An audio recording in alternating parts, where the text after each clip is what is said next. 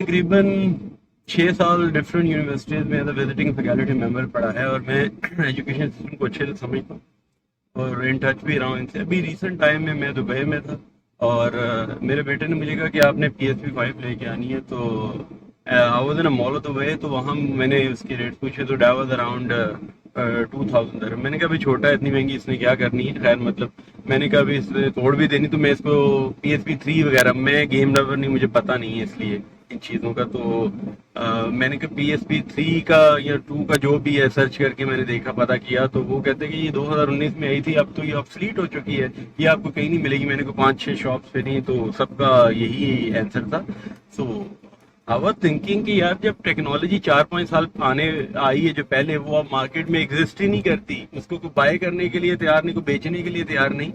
تو جو education system میں پچھلے 25-30 سال سے ایک ہی طرح کا نظام چلتا آ رہا ہے ٹیکنالوجی. میں اپنی گریجویشن کی بات کروں، میں IT گریجویٹ ہوں، پیچھے 12-15 سال پہلے جو اسی طرح کی تعلیم ابھی چلتی آ رہی ہے. تو آپ مجھے بتائیں کہ اس کی کیا ایگزسٹنس ہے.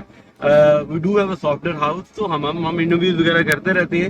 بچے یونیورسٹی سے فری ہو کے آتے ہیں، انہیں لیٹسٹ ٹیکنالوجیز کے نام تک نہیں پتا ہوتے کہ بھئی ہم نے یہ مارکیٹ میں یہ ٹیکنالوجی چل رہی ہیں. اب میں فیو آف دیم، اب مجھے یہ کوئی نہ کہ مجھے خود میں اٹیچ رہا ہوں ان ساری چیزوں سے. سو آئی بلیو کہ وہ جو چند ایک ہیں وہ جو خود R&D کر کے وہ ادھر ادھر سے کر لیتے ہیں، میں ان کی بات نہیں کر رہا.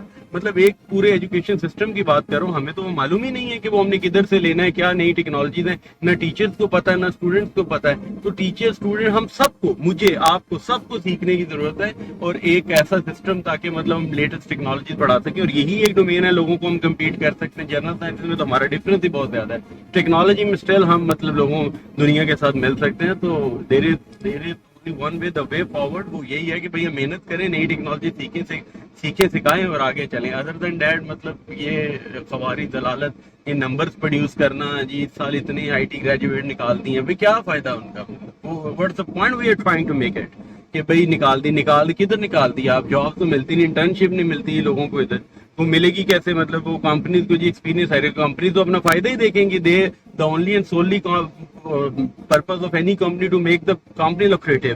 تو وہ کیوں رکھے گا ایسے بندے کو جس کو لفظ نہیں آتا. تو خدا رہا مطلب آپ روٹ کاز کو ٹھیک کریں انسٹیڈ آف دیٹ. کے مارکیٹ اس کا گیپ ہی بڑا ہے. ابھی وہ لوگ پڑھائیں گے جب مطلب جنہیں پتہ ہی نہیں. میدان جنگ آپ پڑھا سکتے ہیں کہ جی بندہ جنگ میں کبھی کوئی گیا ہی نہیں، کتابوں میں پڑھائی جی یہ ہوتا ہے، ایسے نہیں ہوتا.